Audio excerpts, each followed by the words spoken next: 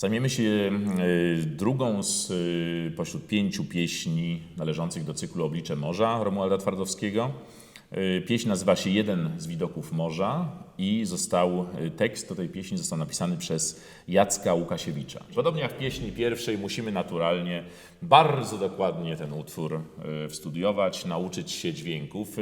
Ja muszę się przyznać, że z tym utworem oraz z Korsarzem, który jest na samym końcu tego cyklu, miałem najwięcej problemów z nauką, szczególnie właśnie pierwszej linii melodycznej.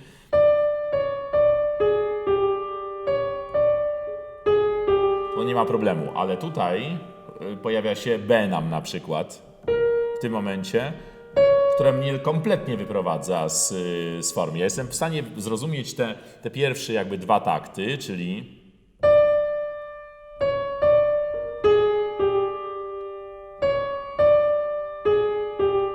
ale tutaj jestem troszeczkę zagubiony, bo się pojawia jakby kompletnie nowa, w moim mniemaniu, harmonia. Oczywiście to nie jest nowa harmonia, to jest pewna szczególna harmonia wymyślona przez mistrza Twardowskiego. Tak jak mówię, bardzo ważne. Fala o fale, kolejno przebija. Chciałoby się śpiewać bija, chciałoby się być może H zaśpiewać, a tu jest B. J musi być na wysokości cis. Mówiliśmy o tej w pierwszej pieśni, nie będę się powtarzał. I gdzieś w ramach tej melodii się tutaj w ogóle w całej pieśni poruszamy.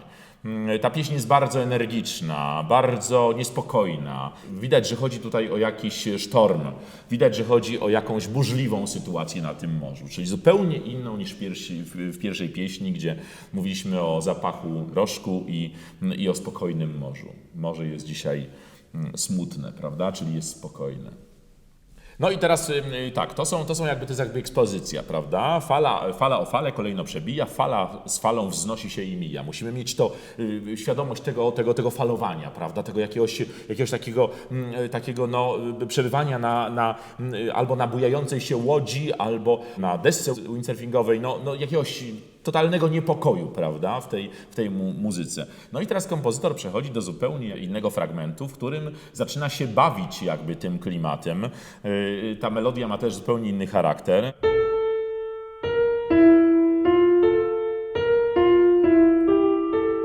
Można powiedzieć, dość normalna melodia, prawda? I słowa, które należą do tej melodii, to jest tańczy, wije, czerni się i mieni, prawda? Czyli gdzieś jest jakiś rodzaj zakamuflowanego smutku w tym, ale również z drugiej strony jakiejś zadziorności, zabawy.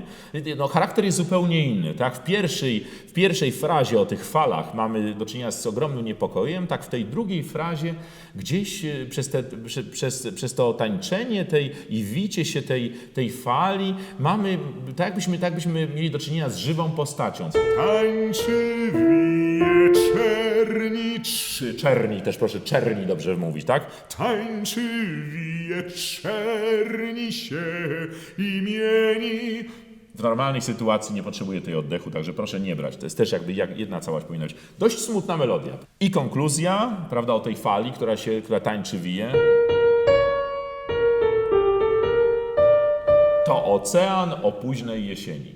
Czyli już osadzamy się w tej całej historii. Jest jakaś burzliwa sytuacja morska, jakiś właśnie sztorm, jakaś zawieja, są ogromne fale. Jest gdzieś ten smutek drugiej frazy związany właśnie z kształtem tej fali, z jej jakby takim prawie ludzkim zachowaniem i dochodzimy właśnie do konkluzji. To ocean o późnej jesieni, czyli jest to opowieść o późnej jesieni, czyli o starości, prawda? Tak ja to sobie traktuję. No i przechodzimy do takiej wersji, do takiego fragmentu bardziej epickiego. Chłodno brzęczy morze ciekłą stalą. To jest bardzo pięknie napisane przez poetę. Można sobie wręcz wyobrazić, jak się wypowie te słowa morze. Chłodno brzęczy morze ciekłą stalą, prawda? Bardzo to jest ładne i bardzo takie obrazowe. Można sobie od razu tę ciekłą stal, czyli jakąś rtęć, powiedzmy, taki ciekły metal wyobrazić, słuchając tych wyrazów. I musimy to oczywiście wykorzystywać, prawda? Chłodno chłodno brzęczy morze ciekłą stalą, stalą. Prawda? Musimy sobie to śpiewywać tak, żebyśmy mieli świadomość tych wyrazów. W takiej muzyce, w tej muzyce współczesnej bardzo często kompozytorzy bawią się samym kształtem wyrazu jako takiego. Jest to również dość smutna melodia, biorąc wszystko pod uwagę. Smutna i taka jakaś przeszkadzająca nam, prawda? Przez to A i gis tutaj. Ciekłą stalą, Prawda? Gdzieś nam to przeszkadza. Ta melodia się w zasadzie powtarza, ona się troszeczkę zmienia rytmicznie, ale opowiada jakby o tej samej rzeczy, bo się dowiadujemy, co jest tą ciekłą stalą. widok przerwie samotny kaszalot. Ale jest jakby ta sama melodia, prawda? Ona jest troszkę odwrócona na końcu, ale to jest ten sam wariant tej samej melodii.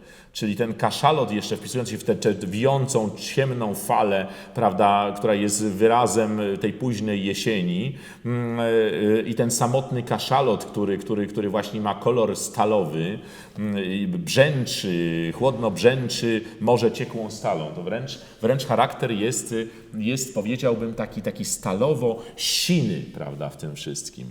Kolejna fraza, morze mu użycza swego tonu, on przerywnik na obliczu oceanu. To jest jakby rozwinięcie tej opowieści o tym naszym kaszalocie. Jest próba wysnucia wniosku na temat tego, czym ten kaszalot właśnie w tym zjawisku morskim jest. On jest przerywnikiem na obliczu oceanu. Cała ta opowieść służy do tej pory służy jakby do pokazania pewnej zaistniałej, dość dramatycznej sytuacji na morzu. I teraz przechodzimy do nas w tej całej sytuacji, prawda? Bo muzyka się diametralnie zmienia. To jest tak, jakby nagle z takiej ogromnej burzy zrobiła się jakiś drobny wietrzyk, albo to morze się uspokajało, te fale maleją, prawda? To jest wyraźnie zaznaczone również w akompaniamencie, tutaj w przedostatnim systemie na tej stronie. I nasze takie wtrącone zdania, a my w górę, my w dół, my w boki. A my w górę, my w dół, my w boki, prawda? Czyli taki obraz jakby pewnego uspokojenia się całej sytuacji i takiej krótkiej fali, prawda? Ona się zmienia. To jest dość prosta melodia, ona się obraca cały czas wokół. A my w górę, my w dół, my w boki, a my w górę, Dwa razy musimy to inaczej wykonać. a my w górę, my w dół, my w boki. I pewna pretensja do całej sytuacji w następnym takcie, forte. Niegłęboki nasz lot, niewysoki, drwią i kpią z nas, prawda? Czyli pewna pretensja, pewne poczucie niesprawiedliwości, prawda? Że my gdzieś jesteśmy wyrazem ośmieszenia w tej całej sytuacji, powodem do śmiechu, że ta cała przyroda się z nas w jakiś sposób śmieje. Niegłęboki nasz lot, niewysoki, drwią i kpią z nas. Ten nie zaginie, kto utrzyma się na tej równinie.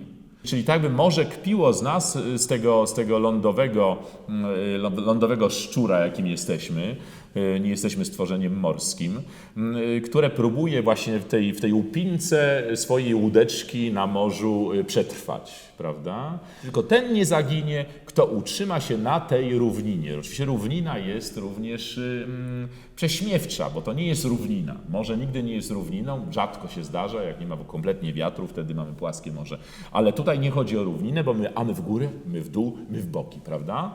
Czyli ta równina to jest również wyraz kpiny, drwiny z tego naszego zachowania, z tej naszej próby pokonania tego żywiołu, jakim jest ocean.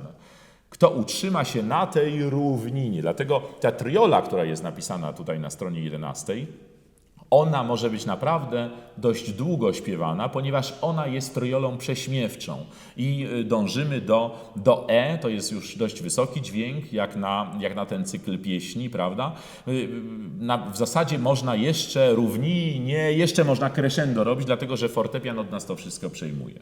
Ta część jest częścią taką rozwijającą się od bardzo małej frazy, od krótkich fraz, od takich wtrąconych, a my w górę, my w dół, my w boki, poprzez tę konkluzję o drwinie, poprzez to takie poczucie właśnie ośmieszenia się i poprzez próbę zmierzenia się z tą drwiną, czyli próbę walki o swoje jednak. Wracamy do początku pieśni, do powtórzenia. W zasadzie ta część jest z wyjątkiem dwóch dźwięków, które się za chwilę pojawią na kolejnej stronie, jest w zasadzie powtórzeniem początku tej pieśni. Oczywiście powinniśmy starać się wykonać to odrobinę inaczej niż na początku. Ja wymyśliłem sobie, że na stronie 12 od tego powtórzenia tańczy, wije, czerni się i mieni, że tutaj chciałbym zaśpiewać pianissimo, czyli tak jak tam, gdzieś fascynowałem się tym tańcem, tym tańczy, wije, czerni się i mieni, prawda? Tak tutaj gdzieś staram się jakby być bardzo ostrożnym w tym tańcu, w tej części, prawda? Tańczy, wije, czerni się i mieni. Po to, żeby właśnie tutaj móc nabudowywać sobie to crescendo do końca pieśni. Tu jest właśnie różnica z początkiem. Tutaj w tym miejscu, w początkowej wersji, proszę na to bardzo uważać, mamy D, a w tym wypadku mamy fis, prawda? Po to, żebyśmy mogli to fis potem rozwinąć do D w naszej kodzie na końcu tej pieśni. Na pewno zakończenie jest dość dramatyczne, żeby nie powiedzieć wręcz operowe.